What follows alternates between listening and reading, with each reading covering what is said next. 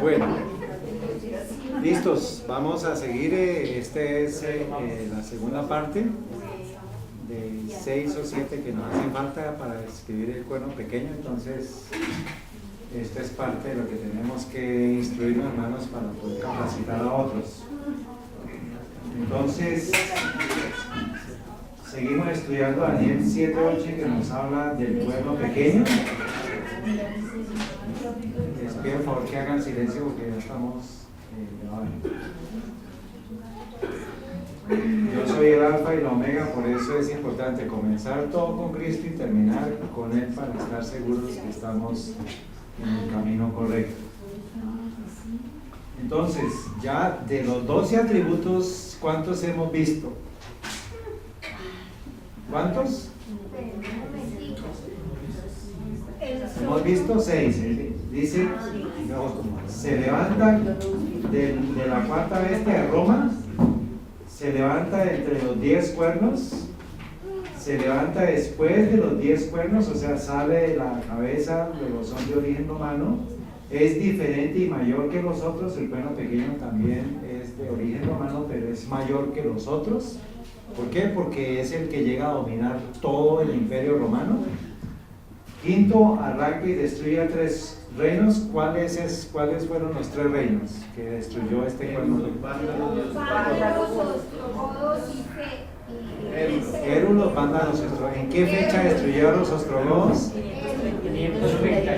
¿Y quién fue? ¿Qué general? ¿Y enviado por quién? ¿Y quién era el obispo de Roma que quería estar? Vigilio. Muy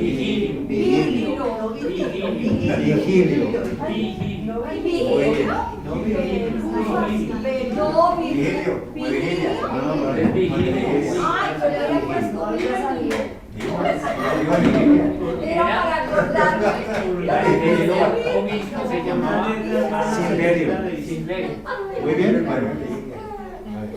¿Es Vigilio o Vigilio. De vigilia. Tiene ojos como de hombre y boca de hombre que habla palabras contra el Altísimo. Ya lo sabemos por qué. Porque blasfema y porque hace todo lo que ya escuchamos. Luego ahora vamos a seguir con qué. Hará guerra contra los santos, reinará por un periodo de tiempo, pensará en cambiar los tiempos y la ley, devorará toda la tierra. ¿Está en qué? En futuro. O sea que volverá a hacer lo que hacía antes. Este poder existirá hasta la segunda venida de Cristo y su reino será quitado al fin del tiempo. Entonces, hará guerra contra los santos. Daniel 7:25, y a los santos del Altísimo quebrantará. Apocalipsis 12:17, entonces el dragón se enfureció contra la mujer y se fue a hacer guerra contra el remanente de la simiente de ella, los cuales guardan los mandamientos de Dios y tienen el testimonio de Cristo. Daniel 8:24 dice, y destruirá maravillosamente y prosperará y hará arbitrariamente y destruirá a los fuertes y al pueblo de los sanos. Entonces, Daniel 7, Daniel 8 y Apocalipsis están hablando todos del mismo poder, del cuerno pequeño. Y ya en Apocalipsis entonces me empieza a hablar de qué poder, de la bestia que sube de él, del mar. Y la bestia que era semejante al leopardo, el dragón le dio su poder. Entonces, cuando ha destruido a los santos, cuando va a hacer guerra contra el remanente, ¿quién es el que le ha dado el poder a este sistema?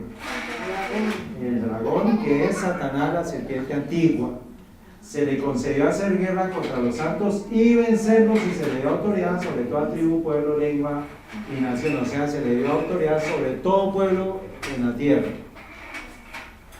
Entonces, así como podemos seguir la historia y podemos trazar todo el desarrollo de este poder, también nosotros podemos trazar todo el desarrollo de las persecuciones que ha habido sobre el pueblo de Dios. 10 persecuciones sucesivas. Hubo 10 grandes persecuciones. Todos no, hermanos, por favor entiendan que yo estoy tratando de colocar todas las fuentes para que digan, es que estos adventistas son fanáticos. No, esto es fuentes que están públicas. Esto está en Wikipedia, como para que nadie se confunda. Hubo 10 grandes persecuciones romanas contra el cristianismo, denominadas generalmente con el nombre de los emperadores que las decretaron: Nerón, Domiciano, Trajano, Marco Aurelio, Septimio Severo, Maximiano, Decio, Valeriano, Aureliano y Diocleciano. Puesto que el cristianismo era considerado ilegal en el imperio, esto fue para la época 64, antes de que fuera declarado oficial, que fue en el año ¿qué? 321, pero antes de eso era ilegal. Entonces vamos a mirar qué sucedía con ellos. Sus reuniones eran entonces secretas y son famosas las catacumbas de la ciudad de Roma, donde se dice que los cristianos se reunían, aunque según los testimonios cristianos conservados, las catacumbas no eran el medio más utilizado para esconderse, ya que la mayor parte de las reuniones de culto se harían secretamente en las mismas casas de los fieles. Esto hace parte, hermanos, del futuro para el pueblo de Dios. Todo lo que el pueblo de Dios ha tenido que pasar en el pasado, va a tener que recordar la historia, porque de allá es donde vamos a tener que aprender. ¿Está bien? Esto tiene que empezar a hablarnos para el tiempo de hoy. Primera persecución, Nerón. Dice, a Nerón se le atribuye la autoría del incendio que acabó con varios barrios de la ciudad de Roma. Dice, el rumor popular que el incendio se había originado por orden superior halló en los cristianos los chivos expiatorios. ¿A quién le echaron la culpa?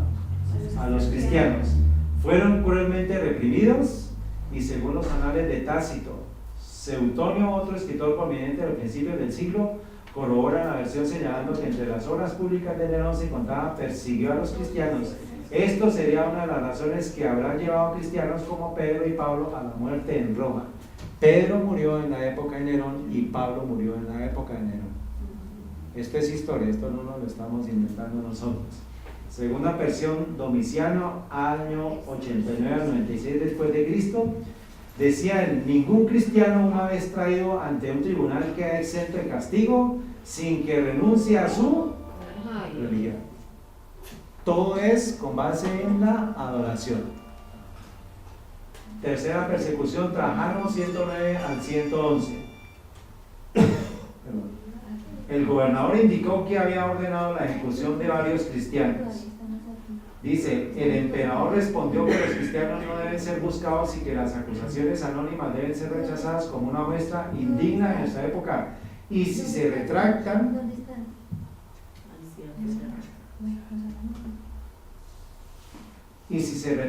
y adoran a nuestros dioses, deben ser liberados.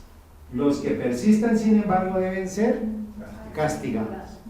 Entonces, ¿qué se estaba buscando? Que se apartaran de la religión cristiana.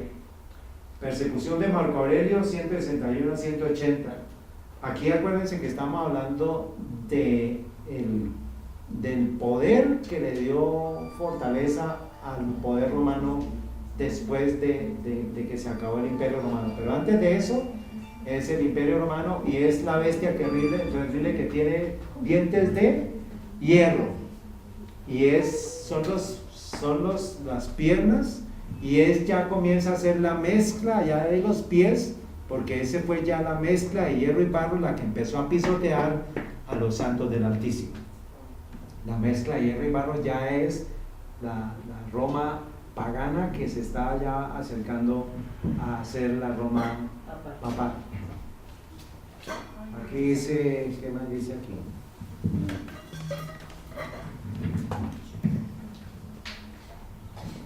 Marco Aurelio dice, saqueó a las comunidades cristianas de Asia Menor fundadas por el apóstol Pablo.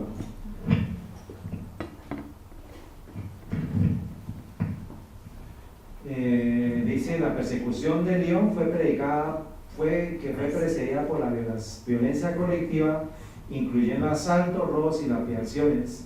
Provocó la aniquilación de la floreciente cristiandad de esta ciudad, según se dijo, por ateísmo e inmoralidad. Entonces, ¿a lo bueno le llaman malo? y a lo malo le llaman bueno. Esto, hermanos, no crean que es para que nosotros digamos, eso fue por allá. Hermanos, por favor, esto tengámoslo en cuenta porque esto se va a volver a repetir. Entonces tenemos que estar preparados para estos eventos, para que nuestro nombre no flaquee, para que nuestra boca no flaquee cuando se nos llame a dar prueba de nuestra fe. Por eso es importante el estudio del Apocalipsis, porque refresca todo lo que ha sido la experiencia del pueblo de Dios a través de toda la historia de la humanidad.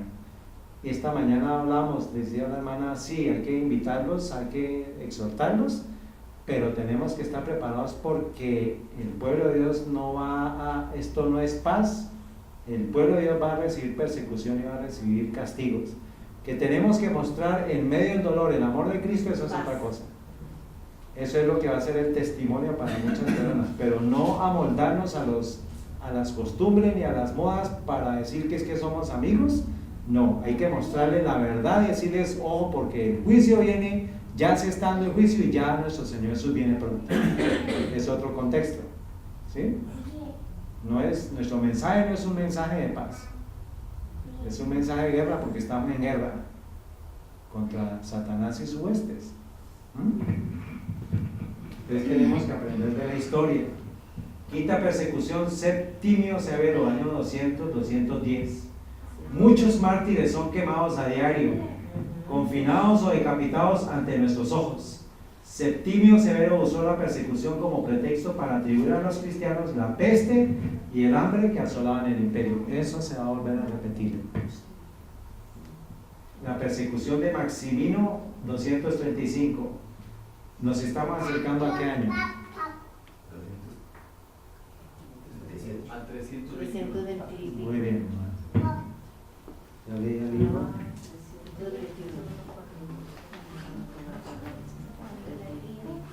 ¿Ya tiene este libro? Más allá de la imaginación, más allá del sol. Dice, Maximino el Tracio inició una persecución dirigida principalmente contra los jefes de la iglesia en el año 285. Una de sus primeras víctimas fue Ponciano, que con Hipólito fue desterrado a la isla de Cerdeña. No hay mucha información sobre esta persecución. Decio, año 250 al 251. En enero del 250, Decio publicó un edicto en el que se requería que todos los ciudadanos hicieran un sacrificio para mayor gloria del emperador en la presencia de un oficial romano y así obtener un certificado. O sea, se iba a sacrificar a alguien en presencia de un general romano para obtener un certificado que demostraba que lo había hecho. En general, la opinión pública condenaba la violencia del gobierno y se admiraba por la resistencia pasiva de los mártires, con lo que el movimiento cristiano se fortaleció. Entonces, ¿quiénes eran los que iban a ser sacrificados? El pueblo de Dios. Los mártires, los que creían en la Usted es cristiano. Este es para el sacrificio. Para la hoguera. Para el sacrificio. Y aquí está mi certificado para salvar mi pellejo. Eso es lo que nos espera a nosotros. Por eso la Biblia dice: en el futuro, padres entregarán a hijos, hijos a padres. Eso va a ser un despelote terrible.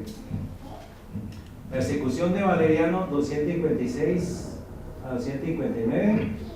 Todos los clérigos cristianos fueron obligados a sacrificar a los dioses romanos. Y miren, gente de ellos mismos, de los paganos, ¿qué hicieron? Senadores cristianos, caballeros y damas fueron también obligados a sacrificar. ¿Por qué? Porque ya en ese momento ellos habían comenzado a aceptar la fe cristiana, bajo la pena de fuerte multa, reducción de rango y más tarde la muerte. Eso es exactamente lo que dice el Espíritu de Profecía, que va a pasar al final. Va a ser gradual el proceso de las leyes dominicales. Esto que se va a comenzar a dar en septiembre, hermanos, es un abrebocas de todo lo que viene y va a ser en secuencia.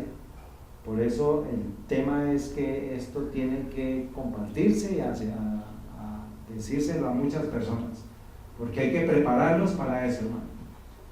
Dice: según una carta escrita por Dionisio, durante este tiempo hombres y mujeres, jóvenes y ancianos, doncellas y matronas soldados y civiles de toda la raza, algunos por la flagelación y el fuego, otros por la espada, han conquistado la lucha y ganado sus coronas de la victoria de la fe. Persecución de Aureliano, año 275, hermanos. Durante los primeros años de su reinado, Aureliano demostró notable justicia y tolerancia hacia los cristianos. Pero ¿qué sucedió? La propiedad pertenecía a aquellos que estaban en unión con los obispos de Italia y de la ciudad de Roma. Esto es parte de lo que dice la profecía de que se les pondrá una marca en la mano derecha, porque se les va a favorecer. Van a ser prosperados los que reciban esa marca, pero los que no, se les van a quitar los bienes y las posesiones. Como este acto está basado en motivos políticos, no se puede interpretar como una de amistad hacia los cristianos. Comenzó una persecución sistemática de los seguidores de Cristo. No se conoce la fecha exacta de la inauguración de esta política. Décima, la persecución de Diocleciano, que se llamó la Gran Persecución, duró 10 años, hermanos. La persecución de Diocleciano fue la más cruel de todas, pues este emperador quiso reformar el imperio en todos los aspectos y una parte muy esencial de su política era reforzar el culto imperial, o sea, quería volver otra vez al paganismo. Fue instigado a ellos por los césares, Maximiano y Galerio, hasta ciudades enteras cristianas fueron arrasadas. Fue tan larga esta persecución que fue llamada la era de los mártires. Entonces, si no puedes con tu enemigo, y Constantino se hace emperador. ¿Por qué? Porque Satanás no pudo destruir al pueblo de Dios. Mataba a uno y salían 10. Mataba a 2, salían 100. Y se empezó a multiplicar, entonces él dijo, tengo que cambiar la estrategia. Luego, ¿qué hizo? Se convirtió al cristianismo. Y entró el paganismo a la iglesia. ¿Alguien iba a decir, hermano? Que todos estos mártires son los que la hermana Elena dejó ahí, vio con su vestidura blanca y abajo un borde rojo. Todos los que fueron mártires. Y los que van a ser. Y los que serán.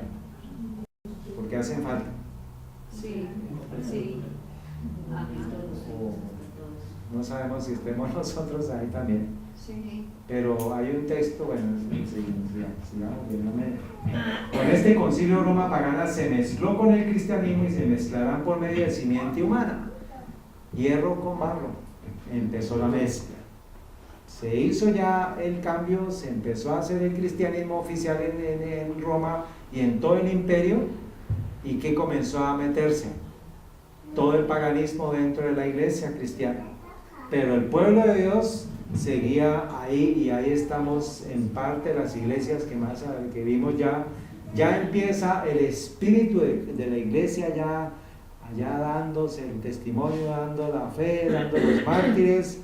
Cada iglesia en su periodo de peregrinación comienza su ascenso, y nuestro Señor Jesús viendo cada una de las fases que tenía que pasar la iglesia. Eso es una maravilla, que Dios está al frente de todo.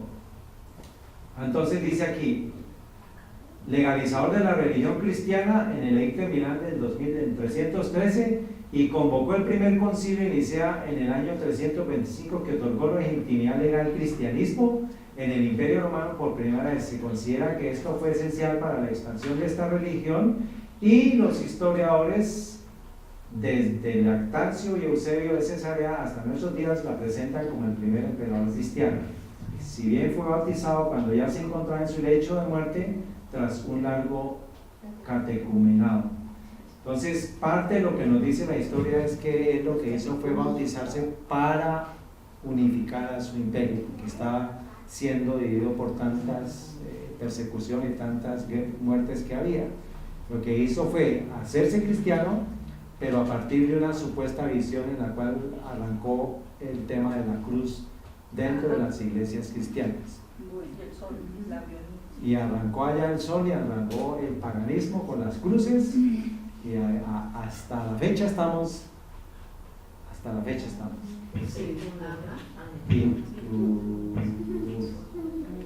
La persecución de Juliano, dice Juliano el apóstata, fue el último emperador pagano del Imperio Romano. Entonces aquí estamos hablando de Juliano, y se crió en un momento en que el paganismo estaba en declive en Roma. Al ser proclamado Augusto en el año 361, Juliano de inmediato declaró su fe a los antiguos dioses romanos y empezó a provocar un renacimiento pagano. Sin embargo, fue asesinado en Persia en el año 363 y su intento de restaurar el paganismo finalmente fracasó. Luego la guerra contra el pueblo de Dios paró, hermanos, paró en el año 321. Pues tenemos que seguir con la historia de Roma, porque tenemos que dejar que nos hable. Dice el oscurantismo, dice, es como se conoce el periodo comprendido por la Edad Media, año 476, fecha de la caída del Imperio Romano de Occidente, y el año 1453, año en que cayó el Imperio Romano de Oriente. Estos aparentemente cayeron, pero lo que hicieron fue ser absorbidos por este poder del cuerno pequeño. ¿Está bien? Es por eso, otra cosa que eso lo vimos allá en Daniel 2, ¿por qué había dos piernas? Porque era el Imperio Oriente y el Imperio Occidente, así como los dos brazos es Persia, allá las dos piernas es Imperio Oriente e Imperio de Occidente. Dice aquí, el derecho a la libre expresión de las ideas fue cortado a tal punto que muchos que se atrevieron a ejercerlo terminaron condenados por los tribunales de la Inquisición. Entonces, ¿qué es lo que se está buscando en este tiempo? Que no haya individualidad, sino haya colectivismo. La individualidad lleva a que uno piense de manera diferente. ¿Y quiénes son los herejes? Los que piensan diferentes. Entonces, el Tribunal de la Santa Inquisición, hermanos, este es el sello. Tenemos la cruz, la espada y la corona, esto de laurel y la corona aquí. Esto es de un libro, hermanos, que tengo acceso a ese libro de lo que fue la historia de la Inquisición en España por un inquisidor que lo escribió, fue Juan José Llorente. Este fue instado en el tribunal, fue creado en 1480 por los reyes católicos Fernando II de Aragón y Isabel II, primera Castilla. Aquí se acuerdan que sucedió en la época para nosotros. Descubrimiento. Fueron ellos allá en España los que establecieron la Inquisición. ¿Y qué fue lo que se vino para acá también? La persecución y el asesinato de los que no iban conforme a las leyes de ellos. La intención era mantener católica ortodoxa en sus reinos y sustituir la Inquisición medieval que se encontraba bajo el control papal. Aquí dice, habla de los judíos, pero entonces aquí, hermano, todas las persecuciones que se han dado en ese momento, hay un tema que es muy importante que entendamos, que la palabra judío como tal en la Biblia, el original no es judío, sino judeano, de la región de Judea.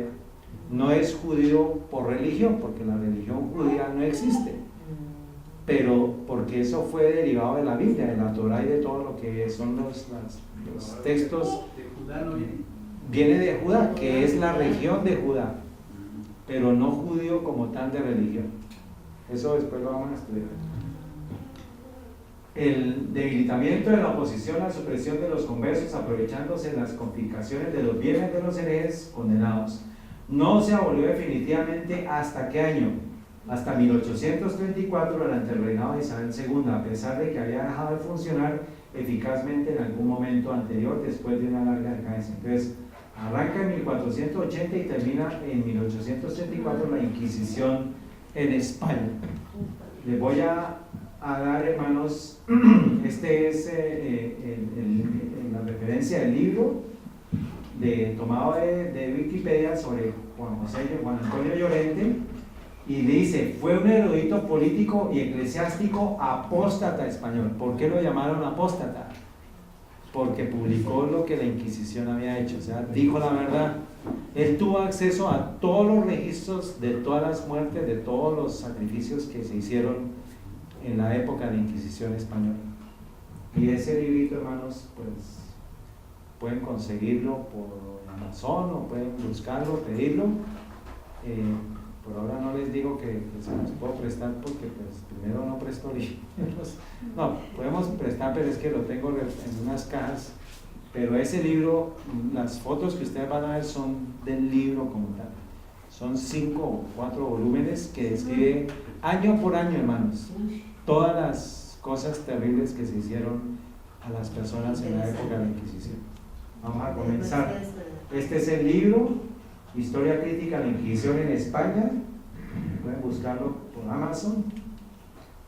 Y dice aquí lo siguiente, vamos a mirar aquí unos detallitos. Dice, la Inquisición es el instrumento religioso político, mezcla, religioso político y castizado para defender esta identidad, controlar la diferencia y liquidarla. ¿Quiénes son diferentes? Y este carácter castizo y por tanto esencialmente popular no debe olvidarse si se quiere entender en profundidad la Inquisición española. Por ejemplo, su enorme arraigo en la entraña de nuestro pueblo. Y me parece que Llorente no fue en absoluto consciente de una cosa así. Fascinado como estaba y como lo han estado muchos otros antes, después de él, por el esquema simplificativo de la realidad inquisitorial, como una mera manifestación del poder represivo que se atribuye al Estado, que utilizaría la verdad, que utilizaría esta institución eclesiástica como un instrumento de gobierno, lo que es en verdad también, o bien a la Iglesia Católica Romana, cuyo poder primario sobre él de los reyes, o bien a ambos poderes en mutuo acuerdo. Y tampoco va a negarse, pero las cosas se plantearon en la realidad de otra forma. La Inquisición es ciertamente una institución que encarna el poder represivo, pero no de la Iglesia y del Estado, o de ambos a la vez, sino de ese Estado-Iglesia o Iglesia-Estado. Ahí está la mezcla del hierro y el barro. ¿Verdad? Y comienza a dar, pues les dejo a ustedes esto en el pantallazo para que ustedes lo puedan detener cuando vean la película. Y pues pueden leerlo todo, pero dice: el inquisidor medieval había desarrollado una habilidad especial para averiguar si una determinada proposición o un determinado comportamiento era herético o tenían algún sabor de herejía. Entonces ya ellos han estudiado todo lo que debe ser el Hijo de Dios y lo saben reconocer, hasta huelen al Hijo de Dios. La sazón. Bueno, esto es preparación, hermanos. Por favor, recordémonos que esto es un seminario de preparación. Pero ya al final se van a unir contra nosotros. Entonces comienza, hermanos, época primera, del principio de la iglesia hasta la conversión de Constantino en el siglo IV, describe todo lo que estaba en el proceso. O sea, son documentos históricos muy, muy importantes. Época segunda, del siglo IV hasta el siglo VIII. Dice: los papas y obispos del IV siglo, cuando vieron cristianos a los emperadores, prefirieron imitar en parte la conducta que habían vituperado en los sacerdotes paganos. Hombres muy santos en sus costumbres, se enardecieron tal vez demasiado en cuanto al modo que debían de ejercer el celo que les animaba por la exaltación de la santa fe católica o extirpación de las herejías, y creyeron acertar, excitando a Constantino y sus sucesores a promulgar leyes civiles contra los herejes. Hereje es aquel que piensa que diferente. Seguimos avanzando, época tercera, desde el siglo VIII hasta el pontificado de Gregorio VIII. Da los datos para que ustedes lo lean. Época cuarta, desde el pontificado de Gregorio VIII hasta Inocencio III. Capítulo segundo, establecimiento de la Inquisición en el siglo XIII.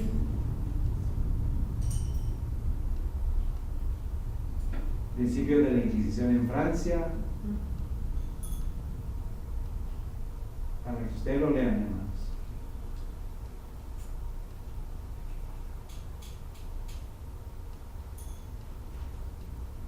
Ahí están todos los detallitos y describen muchas cosas de cómo los crímenes se verificaron y todo era anotado. Eso sí es un tema que ellos hicieron el registro. Y todo eso está saliendo a la luz pública para que nosotros sepamos de estas cosas. Pero ahorita entonces ya desde el Papa anterior estaba pidiendo perdón por todo eso para que la gente se olvide. Claro, esa es la estrategia, pero vamos a mirar ahorita la información. Claro. Y estas son las torturas de la Santa Inquisición, que se daban al pueblo de Dios, los desmembraban, los partían, les abrían sus partes, les quitaban sus miembros, los despedazaban, los sometían a vejámenes, los colgaban, los tiraban piedras, los cortaban y pues a la hoguera. Todo eso, estos son museos, esto es cosa real que ha pasado en la historia del pueblo de Dios. Aquí en Bogotá hay debajo de una catedral. ¿Hay un museo? Ah, qué bueno. ¿Qué museo es? No es un museo, sino que tienen escondido. Ah, tienen allá hacían las máquinas de tortura. Ah, bueno. Preparemos. Preparémonos. Cerca de la Palacio. La primada, Catedral Primada. Hay que ir a conocerla. La matanza de San Bartolomé, hermanos, ¿se acuerdan?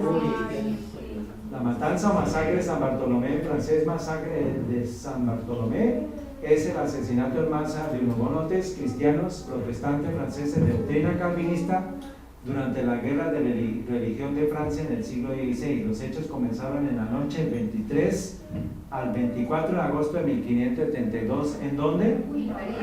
Y se extendieron durante los meses siguientes por toda Francia. Una semana, sí.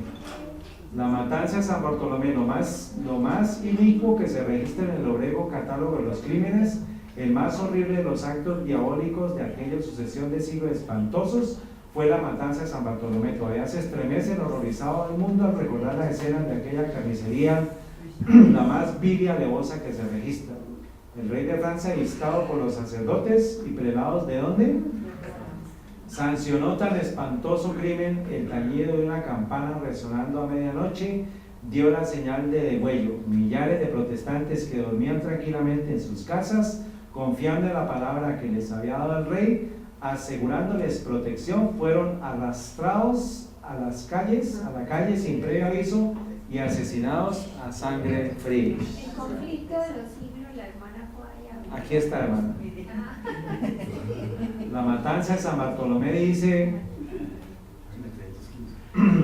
no escapaba el inocente niño ni el anciano, nobles, campesinos, viejos y jóvenes, madres y niños sucumbían juntos. La matanza siguió en Francia por espacios de 2 meses.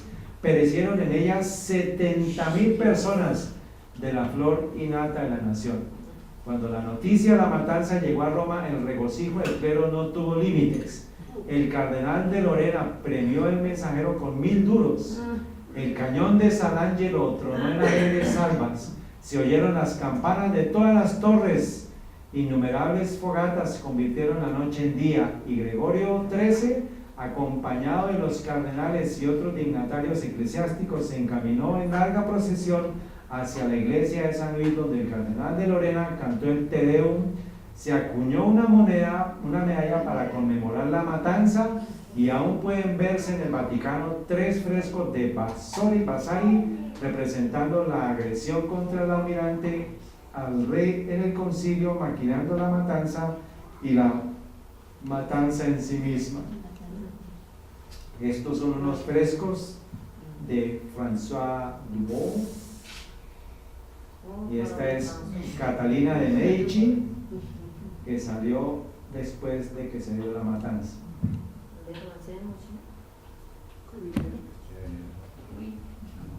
¿Para qué les di ese documento, hermanos? Para que lo lean, por favor.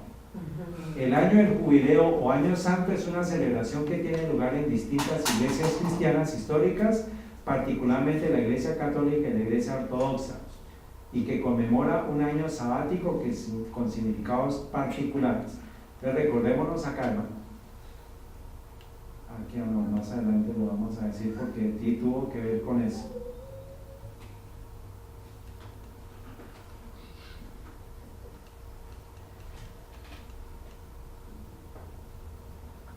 En la Iglesia Romana el jubileo es una celebración que de ordinario tiene lugar cada 25 años y en la que se concede la indulgencia plenaria. El jubileo católico puede ser ordinario y extraordinario. El año santo ordinario o año jubilar es el celebrado en los intervalos preestablecidos, mientras que el extraordinario o jubileo es el proclamado como celebración de un hecho destacado. El año de jubileo es cada 50 años. Y ahí es que se da, es que cuando el Papa visita cualquier país, se liberan a los presos que hay, incluyendo guerrilla, paramilitares y cualquier cosa. ¿Cuándo va a comenzar este jubileo que es el que les acabo de dar a ustedes? Diciembre 8 del 2015 va a comenzar un jubileo. Y por eso es que se puede aplazar la venida del Papa para que venga aquí ya cuando esté dándose ese jubileo. Y pues, ¿quiénes son los que van a salir libres? Paracos, paramilitares y guerrilla. Y por eso hace parte, yo les dije a ustedes, hermanos, la paz de Colombia, ¿se acuerdan que les dije? La paz de Santos. Se va a dar, hermanos, por medio de Francisco. Y ya se está hablando de que él va a ir a Cuba para hacer la conversación con ella allá. ¿Se acuerdan que eso lo estuvimos estudiando ya? Esta es la cuña, esta es la moneda que se dio. Dice, al igual que los turcos habían sucumbido en Lepanto, los protestantes habían sucumbido en Francia. Entonces Gregorio III ordenó un jubileo para celebrar ambos eventos y comprometió a Vasari para pintar a ambos lados uno de los apartamentos del Vaticano. Por último, tuvo una medalla acuñada que representa el ángel exterminador sobre el ángel exterminador golpeando violentamente a los hugonotes con su espada. La inscripción se leía Hugonoturum Strayes, que es estrategia hugonote.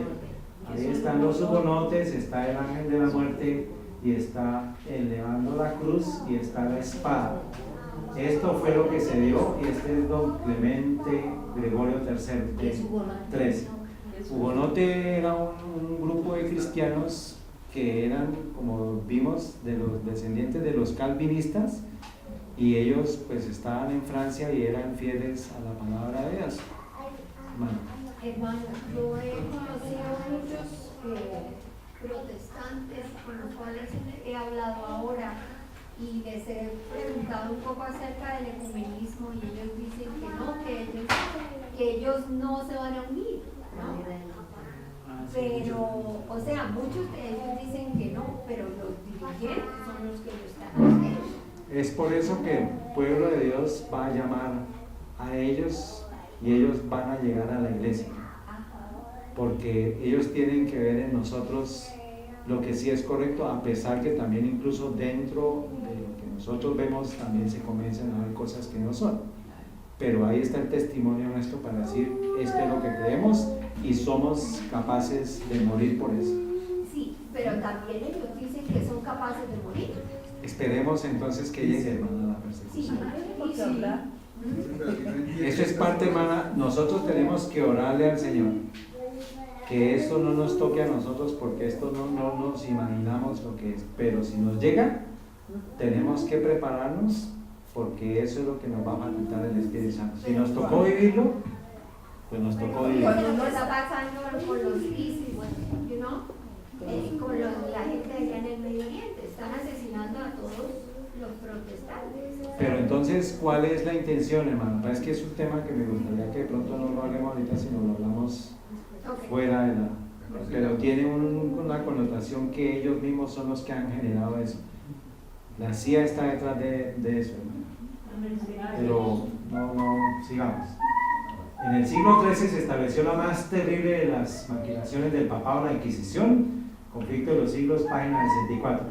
El príncipe de las tinieblas, ¿quién le entregó la autoridad al cuerno pequeño? El dragón. El príncipe de las tinieblas habló de acuerdo con los jefes de la jerarquía papal. Los cuerpos mutilados de millones de mártires clamaban a Dios venganza contra aquel poder apóstata. El papado había llegado a ejercer su despotismo sobre el mundo. Reyes y emperadores acataban los decretos del pontífice romano. Por centenares de años las doctrinas de Roma habían sido extensa e implícitamente recibidas, sus ritos cumplidos con reverencia y observadas sus fiestas por la generalidad. Su clero era colmado de honores y sostenido con liberalidad. Nunca desde entonces se ha alcanzado Roma tan grande dignidad, magnificencia ni poder. Pero esto fue antes que recibiera la herida. Pero la profecía nos dice que la herida se va a sanar. Luego, todo lo que vivió el pueblo de Dios y todo lo que recibió ella del poder de Satanás, al final del tiempo se va a volver a repetir, a dar otra vez, porque se dice que la herida va a ser sanada. Bueno, esto es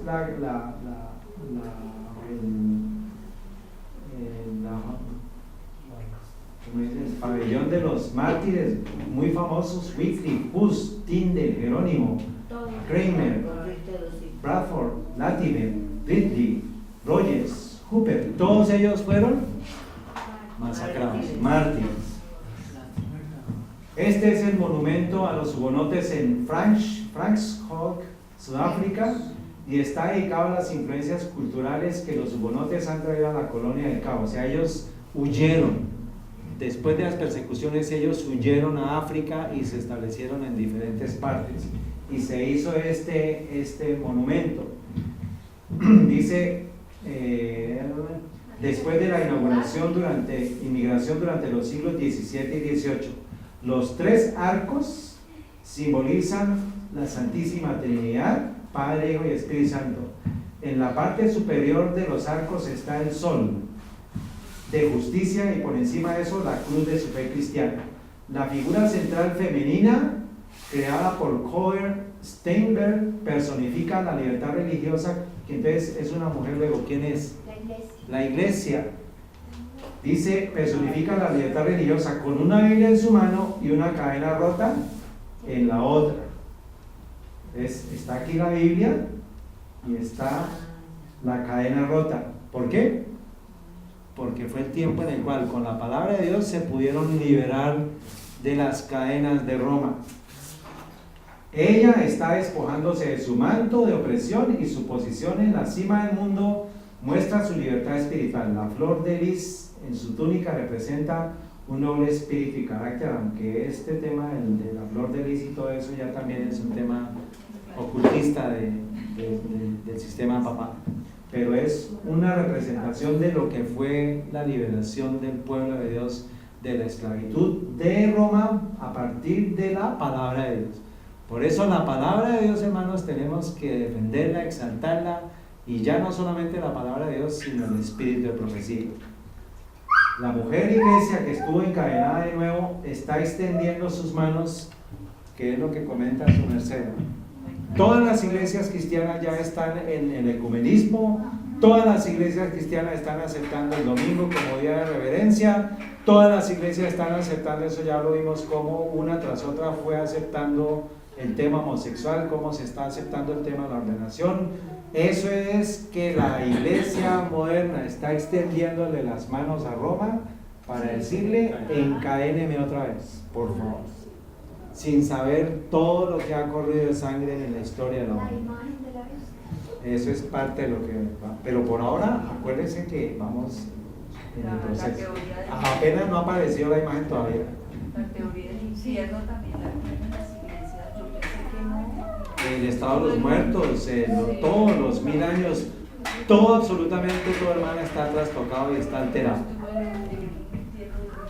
Cristiano evangélico, y yo me aterré cuando el pastor dijo que él ya estaba con el Señor, que estaba en el cielo, y yo decía: ¿cómo? ¿Y estos no son cristianos? No lo creen. No saben. Sí. Luego, este carácter ha cambiado, el poder de este poder, el carácter de este poder ha cambiado. No. Pues dice, la iglesia, esto está tomado, hermano, de una fuente de 1907, no es de la época de la Inquisición, bueno, pero miremos el lenguaje como habla, y es una fuente católica. La iglesia católica respeta la conciencia y la libertad. No obstante, cuando se enfrentan a la herejía, ella no se contenta con la persecución, los argumentos de un orden intelectual y moral parecen a ella insuficientes. Ella recurre a la fuerza, a los castigos corporales y a la tortura. ¿Por qué dice ella? Se refiere a esa iglesia, pero ella es ¿quién? La mujer. Una mujer, mujer apóstata, la mujer prostituida. ¿No? Ella recurre a la fuerza, a los castigos corporales, a la tortura. Ella crea los tribunales como la Inquisición. Ella llama a las leyes del Estado para ayudarlas. Si es necesario, ella alienta una cruzada o una guerra religiosa. Especialmente actuó de este modo en el siglo XVI con respecto a los protestantes. Por eso, hermana, detrás de Isis, por favor, vaya. ¿A dónde? A Roma. Después le digo por qué. Especialmente actuó de este modo en el siglo XVI con respecto a los protestantes para predicar con el ejemplo, para convertir a la gente por los misioneros elocuentes y santos. Encendió en Italia, en los Países Bajos y sobre todo en España las hogueras funerarias de la Inquisición. ¿Quién? La Iglesia Católica. ¿Y será que ha cambiado o está vivo entre nosotros? Ya no es la Inquisición, sino la congregación.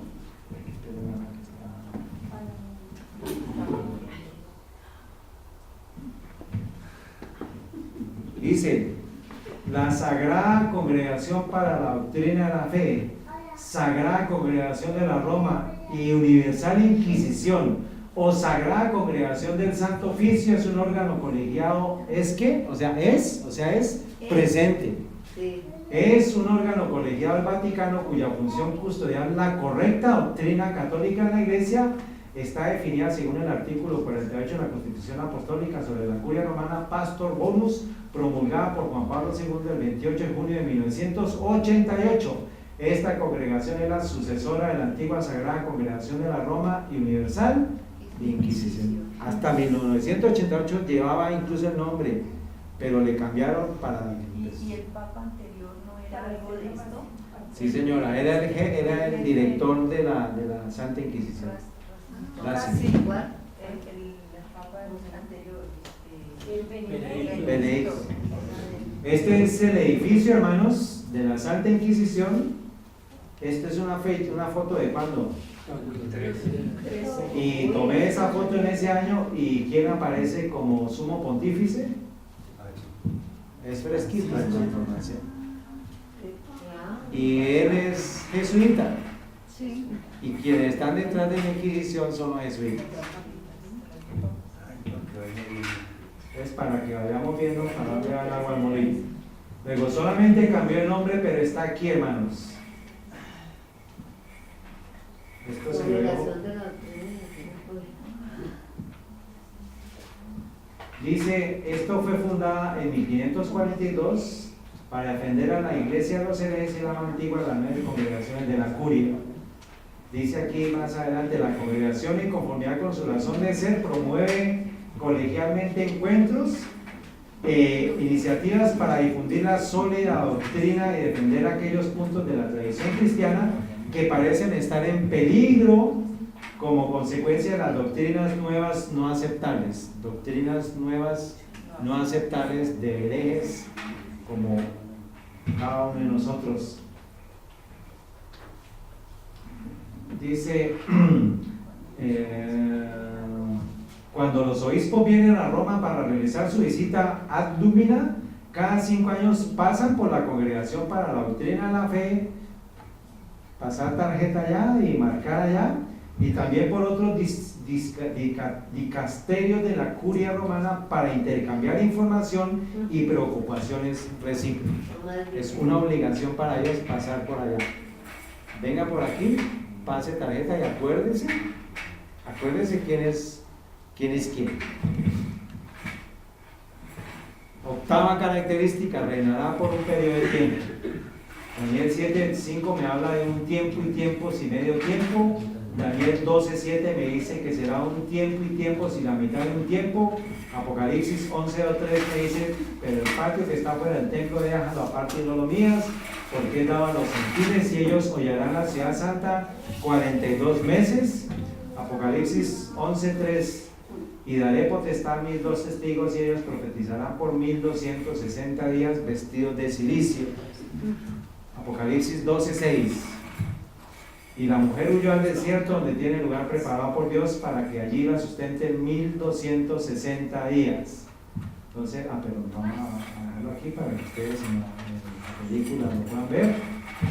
Apocalipsis 12:14, fueron dadas alas a la mujer, dadas 2 alas grandes de águila, para que de la presencia de la serpiente volase al desierto, a su lugar donde es sustentada por un tiempo y tiempos y la mitad de un tiempo. Apocalipsis 3:5, ya vamos como 5 textos que hablan del mismo tiempo, hermanos, que es el tiempo de dominio de este poder. A la bestia se le dio una boca que hablaba palabras arrogantes y blasfemias, ya sabemos qué es eso, y se le dio autoridad para actuar durante 42 meses. Luego, el principio de día profético por año literal lo encontramos en 2 textos, Ezequiel 4:6 y... ay, se me quedó, bueno, les quedo viendo el otro, pero es Ezequiel 4:6, y cumplidos estos te acostarás otra vez sobre tu lado derecho y llevarás la iniquidad de la casa de Judá 40 días, día por año te lo he dado. O sea que un día profético es un año profético, un año real. El Señor dice que 40 años. Y también en Daniel, cuando pasan los 7 días, 7 periodos, son 7 años sobre Nabucodonosor, pero también está en Éxodo, si quieren hacerlo, búsquenlo, lo podemos decir. El calendario hebreo, hermanos, tenía 12 meses y cada mes son 30 días, o sea, ¿cuántos días por mes? Son 360 días. Un día profético equivale a un año literal, así un año profético equivale a 360 años literales. Entonces, cuando nos habla de un tiempo, 2 tiempos y a la mitad de un tiempo, está hablando de 3.5 años proféticos. Es decir, 3.5 por 360 da 1260 años. Ahora, 42 meses, porque también me habla de que se le dio potestad para actuar durante 42 meses. 42 por 30 da 1260 días, que son 1260 años proféticos, literales, perdón. Y 1260 días proféticos pues equivalen a 1260 años. O sea, todos los textos que le acabo de mencionar están hablando del tiempo de hegemonía papal que duró 1260 años. ¿En qué tiempo arrancó? 538. En el 538. Entonces, vimos que al ser reconocido Vigilio como papa por todo el clero, luego de la muerte de Silverio, el año 538 da inicio al tiempo del absolutismo del papado. Año 538 más 1260 me da que 1798. Por eso es que ahí es que tenemos que tomar estos datos. Nosotros lo sabemos, pero si nos preguntan de dónde salen esos datos, ya tenemos que tener la seguridad de poderlo decir. ¿Está bien? ¿Qué dice la profecía que sucedería ese año?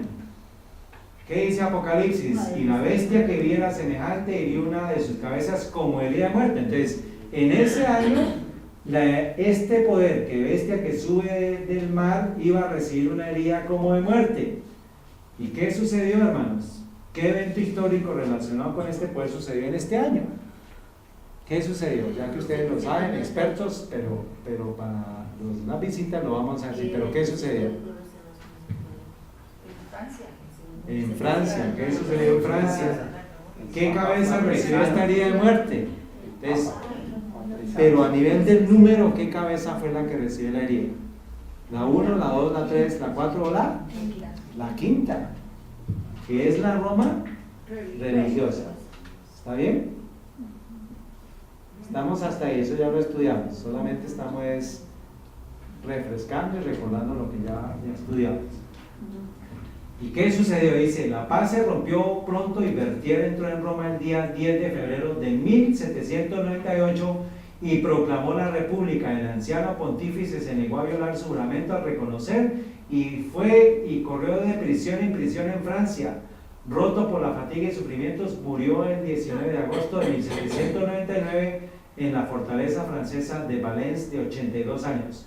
No es de extrañar que la mitad de Europa pensaba que el veto de Napoleón sería obedecido y que con el papado había muerto. O sea, como una herida de muerte. Todo el mundo creyó que había muerto el papá, pero más adelante vamos a estudiar que eso fue una estrategia para ocultarse, para desaparecer de la escena. Porque ya habían cometido muchísimo. No, hermano, porque todo el mundo los tenía identificados. Todos los protestantes los tenían identificados como el anticristo, el cuerno pequeño, el hijo de perdición, la bestia, la ramera, la gran ramera. Todos los reformadores los tenían identificados. ¿Y qué tenía que hacerse? Desaparecer para que la secuencia histórica se rompiera y ya la interpretación de la bestia y del anticristo no fuera esa, porque ellos murieron. Y la Biblia dice que ese poder iba a estar hasta la venida de Cristo. Luego, ¿qué hicieron? Se ocultaron. Y de eso lo vamos a estudiar con textos de incluso cómo los que primeros se ocultaron o se autoinfligieron una herida mortal fueron los jesuitas. Pero eso lo vamos a estudiar. Bueno, en el año 538 más 1200 da 1798. Nos dice la historia que sucedió que Berthier toma preso al pontífice romano, y vamos a ver que este pontífice romano, y ya después Francia en el año de 1814, declara la religión católica de nuevo como la religión oficial de Francia. ¿Cuál es el papa en esa? Hermana, sí lo tengo, pero no me acuerdo en este. Es Clemente, me parece. Es Clemente, creo que es Clemente. Ahorita eso lo vamos a decir, pero por ahora no tengo el nombre. Porque resulta que ellos mismos fueron los que se dieron las atribuciones para nombrar a Napoleón después emperador. Pero eso lo vamos a estudiar más adelante. Mas esta herida mortal, de acuerdo a la profecía, será sanada. La semana pasada o antepasada, este poder dijo que se tenía que sanar la herida que había en la iglesia por medio del arrepentimiento de todos los cristianos, para que volviéramos a ser uno. ¿Lo escucharon ustedes por las noticias? Entonces, esa herida de muerte no ha sido sanada porque este poder no ha recibido todavía todo lo que tenía antes de la herida de muerte. Entonces, ¿cuándo vamos a ver que se dé la herida sanada? Cuando vuelva a hacer todo lo que hizo antes que se diera la herida de muerte. ¿Está bien? Ese es para nosotros la indicación de esa, pero pues todo lógico, todos los eventos adicionales se van a ver con las otras bestias. La bestia que sube a la tierra, la bestia que sube al abismo, que también hace parte de este momento histórico. Eso también lo vamos a estudiar. Luego, la tierra se maravillará. ¿Cuándo sucederá esto, hermanos? ¿Qué tan mortal fue la herida y quién le dio la herida como mortal? Entonces, eso lo vamos a estudiar luego, pero por ahora dejamos abierta la pregunta. 1260 años de hegemonía y dominio papal, más o menos son 230 pontífices sobre la tierra, en la cual los dos testigos del Antiguo y Nuevo Testamento estuvieron vestidos de cilicio, acordémonos de la historia de Esther que hace poco leímos, y los hijos de Dios, que es la mujer, fue llevada al desierto. Leamos también Salmo 91, y que fue lo que sucedió cuando fue llevada la mujer al desierto por 1260 años. Dice, donde millares de personas fueron masacradas en la hoguera, en la guillotina, en la horca, en las torturas, bajo el poder de la Inquisición. Durante 1260 años este poder no cambió su carácter, y por el contrario cada vez fue empeorando más el carácter. Luego, ¿qué es lo que espera este poder de nuevo? Que se le dé la autoridad de nuevo para volver a hacer todo lo que había hecho en el pasado. Por eso es que tenemos que leer de la historia, porque la historia se va a repetir, y eso nos va a ayudar a nosotros a prepararnos para el tiempo en que viene, hermanos, para la prueba que viene. Entonces, esto es un mensaje lo suficientemente cristocéntrico, hermanos. Si no lo es, pues tenemos que entonces volvernos a repetir toda la historia. Pero esto es lo suficientemente cristocéntrico para decir, usted tiene que prepararse y la persecución va a venir. El tema no es qué ni el cómo, sino en cuándo va a llegar eso, porque la palabra ha dicho que eso va a suceder. No nos interesa a nosotros tanta cosa de lo que se está viendo ahorita, porque ya los eventos se están dando, hermanos, y lo que tenemos es que prepararnos para esos eventos. Y tenemos que decir, como le dijo Mardoqueo a Esther, quién sabe si para este tiempo Dios los ha traído a ustedes aquí, o nos ha traído a nosotros. Y si tenemos que perecer, que perezcamos, pero falta poco para el gran evento que es la venida de nuestro Señor Jesucristo.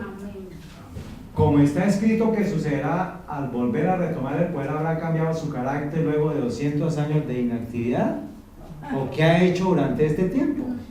Y eso también lo vamos a estudiar, hermanos. ¿Este poder aún está entre nosotros? ¿Sí o no? Sí, claro. Bueno, muy bien. Entonces, por ahora, hermanos, me hace falta una partecita que es, alcanzamos a hacerlo, ¿cierto? Sí. Que es las otras características. ¿Ya? Más tareas, sí, señoras. Ahí estamos todos. Repasar el material y leer los capítulos del capítulo 6 hasta el 10 de la Reforma. Del 1 hasta el 5. Y ahora es del 6 al 10. Entonces vamos a... Nosotros le estamos leyendo allá en la casa. Capítulo 2.